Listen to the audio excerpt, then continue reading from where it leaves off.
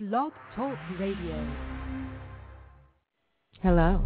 Welcome to blogtalkradio.com. You are now online with Andrea.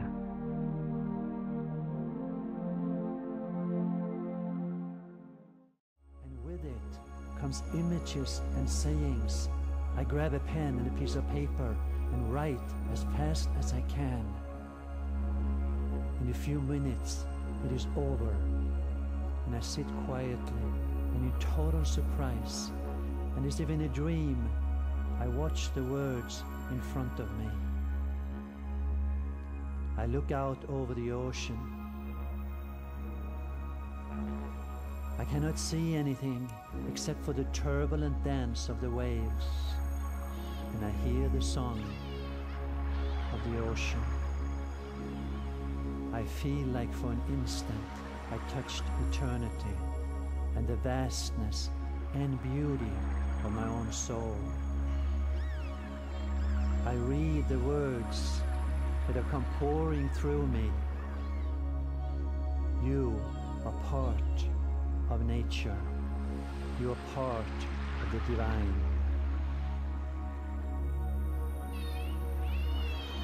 This was the beginning and the continuation of a beautiful journey of adventures in consciousness. Our program tonight has an interesting creative mix with music and a discussion on energetic healing and a very, very fascinating exploration into the Human Dolphin Connection.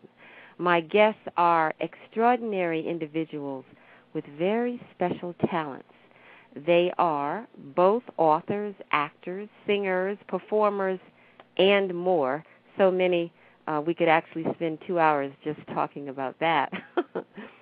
Please welcome Eros Christos and Sheela Sheena Langeberg, who are here tonight to talk about their individual and collaborative efforts. Welcome, Eros. Thank you so much. It's really my joy and honor to be on your show, so really thank you. It is a pleasure. And Sheela, we're happy to have you here from Australia. Thank you very much for having me. So it's amazing that so early that music and storytelling and dance was such a large part of your life. I mean, it was basically like eating and drinking with you, and breathing, actually. Yes, very much, because before we could do mathematics, the teacher said we are going to sing the numbers. So actually we added the numbers and subtracted them in song. Even science, I can remember we had to do, when we were mixing in chemistry, the teacher said, so what do you take? And you say, you take it this and that and put together and then wait until this little plant going up, something like that. You know, that makes learning more fun, don't you think? It was fun, and we loved school. I can't remember one child in my classroom who didn't enjoy coming to school or who didn't love school. Number one, school was something that we had to fight for, so if it was made fun, it was even more better. Eros. Yes. If you would be so kind. And you've also, it's very interesting to me how both of you have traveled so far, I mean, lived in so many places. You know, it's one thing to travel to many places, and it's another place to live in many places. And so you and her had similar travels. So if you would tell us a bit about your journey as well. All right. Well, I'm laughing because I joke with people, and people say, Eros, where are you from? I said my starship crash landed in Sweden, and since that moment I have full Earth duty.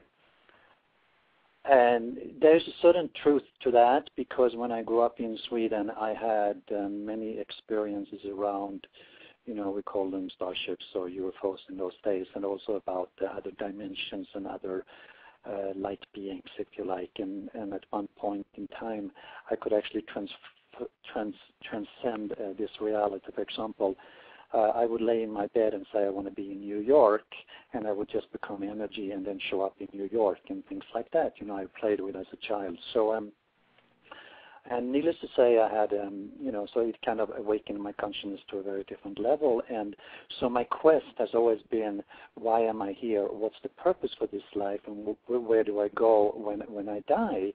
And there was one very incident in when I was about 10 years of age or something, because my family was the first family to have a television in Sweden. That was in those days, 1957, that was something very, very unique. And of course, they only showed old movies from the United States, from the 40s or 50s or even older, right? Right. And I remember watching this, and I asked my father. I said, "Where are these people, these stars? Where are they now?" And he said, "Well, they are dead. They're not here."